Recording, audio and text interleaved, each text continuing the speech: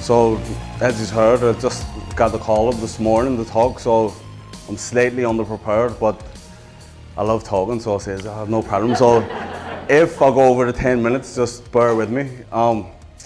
Really, I think the profession that I'm in, boxing, you know, you have to be dripping in self-belief if you want to do it at all. So, you know, from the moment I started boxing at 12, from the first day, you know, I was like, this is for me. I 100% want to do this. When I grow up, I'm going to be a world champion. So, you know, that was the belief system's already locked in. But as you would know, having self-belief is nothing without putting in the work. So I had the natural confidence, and then I applied the hard work, and I started getting results. So within my third fight, I was in the national final, and I lost, controversial, but I lost. But it was just like fantastic, because to be number 2 in the country after only boxing for a handful of months and only in 3 fights, it was like, it added weight to my already self-belief. So kept working, and then at 14, I won my first national title, and then that was the ball rolling in. I just won it every year, from schoolboy, youth, cadet, under 18s, under 21s, right through to senior elite. And I got picked for Ireland, and I was going around the world and getting international medals, you know, European medal, world medal, and then the big one, Commonwealth Games, silver medal. So, you know, this was just all adding to the belief that I already had in myself.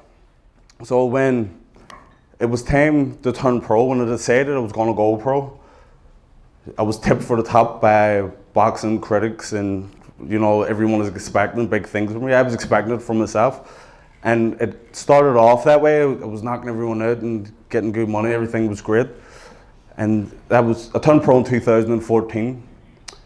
So 2016, then I had a blip. I took a loss, but I wasn't too down about it, because the camp before the fight didn't go the way I wanted it to. So I knew what adjustments I had to make, and you know, get back on the road. So things just kept progressing. But last year, 2018, just came to an abrupt halt. You know, I wasn't getting any fights. You know, and as a professional fighter, if you're not fighting, you're not earning. So the money that I'd saved up was drying up, and I hadn't got anything coming in, and you know, it was just a dire situation. So I'd done something that I thought I would never have to do, which was apply for a job. Now, like, that's nothing against, you know, people working. Obviously, there's nothing wrong, but my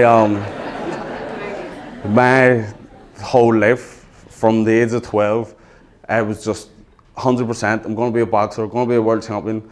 Never going to have to work. And I went to a grammar school. Went to St. Mary's.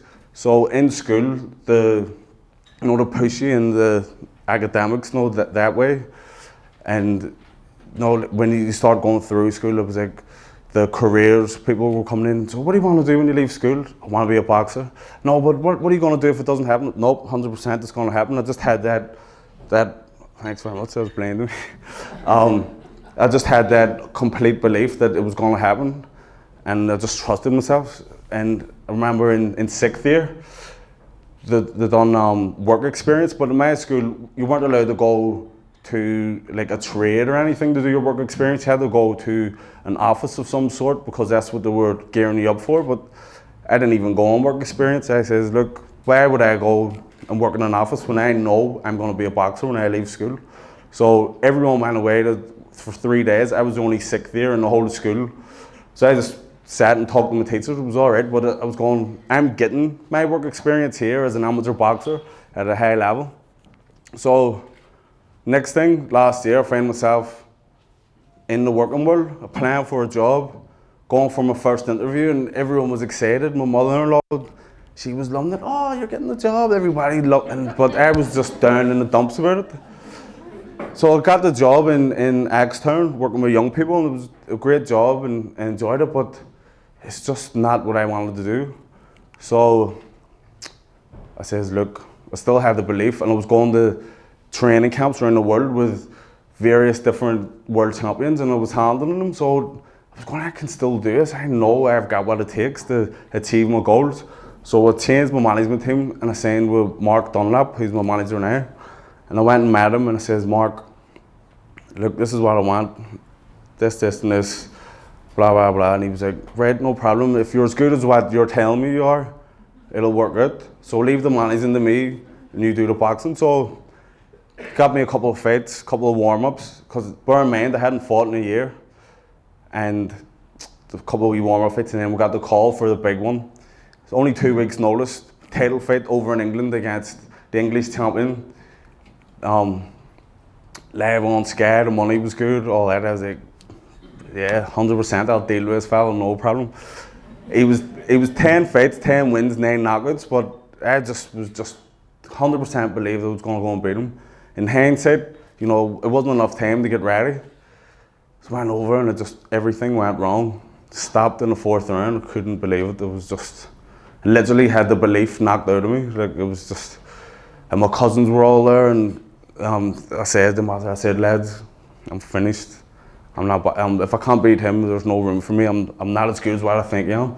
And I'm going, Tommy, that's crazy talk. And you know, they were just being so positive and trying to talk me down off the bridge. And I got home and I spoke to my wife and I said, Amy, I'm finished. I can't do this.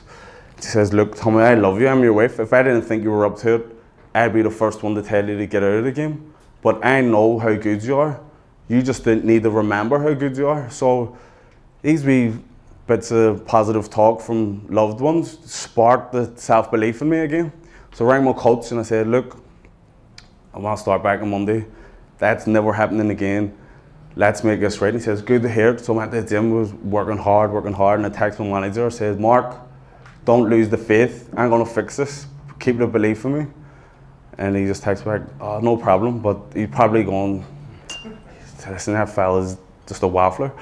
So I was training so hard and I felt good in the gym, and I got an opportunity to go into the Ultimate Fighter. So some of you may be familiar with the format. It's 3 fights in one night, 3 rounds. And there's another one that's called Prize Fighter, but this one's on BT Sport. So my manager really wanted me to take it. If you win it, you get 16,000. So money was good. You're on BT Sport, and it's great exposure. And he said, you win this, the loss is just erased. You're back where you need to be. But I just had an instinct that it wasn't for me. So I says, look, Mark, I'd rather just get a fight to get back into it and see what opportunities come. He says, if that's what you want to do, no problem, but I think you're mad. Like, the opposition's not great here. You'll win this and blah, blah, blah. And he says, no, I have to trust myself. So I knocked that back, the Ultimate Fighter. I had a wee comeback fight, and then my instincts were right. I got a phone call to go to Rome to fight the Italian champion, he was 17 fights, 17 wins, 14 knockouts, so a monster. But I was just mentally, I was just back in a good place, and I says, yep, 100% I'll take that fight. I'll go over, and I got to Rome, and he'd injured himself a couple of days before, so the fight got rescheduled for October the 11th, but they got me in a replacement there. So I think, when was that, July? Yeah, July. So I went, handled the guy, two rounds, knocked him out. And it was great that I had this extra time to prepare for this Italian. So I went, right, this is great. I'm going to change my coaching team as well. So I started working with the great Pete Taylor, who's Katie Taylor's father in Dublin. And that was another move. My manager was saying, Tommy, you're mad driving up and down there. Like, you're doing 1,000 miles a week. And I was going, listen, you just have to trust me. I says, I know what I'm doing. So I had the faith in myself and the faith in him. Went down, we ticked every box that needed to be ticked. And when we got to Italy, I just knew 100% I was going to win. And Italy, in boxing terms, is notorious for not giving away fighters the decision. So, but that didn't even come into my head. I just had full belief that I was going over here to do the business. And I got there, and me and him, 12 rounds, got one on points. And you know, I was so delighted. That's the highlight of my career as a boxer. And you know, it just showed that my self-belief wasn't, it wasn't a delusion, it wasn't silly. And if I hadn't had that belief in myself or trusted myself, today I wouldn't be like, here's the belt here, I wouldn't be the champion. And this is like thanks very much. Thank you. Yeah, if I hadn't kept the self-belief, right now I'd be working in a 9 to 5, unhappy, and full of shoulda, woulda, couldas. But I kept the faith, went out there, done the business, and I'm back on track, and I'm going towards my goal. So what you can take from that is, don't listen to the naysayers. Trust your own self, trust your abilities, work hard, and you'll be able to get to where you want to get to. So that's me. Thanks very much for listening.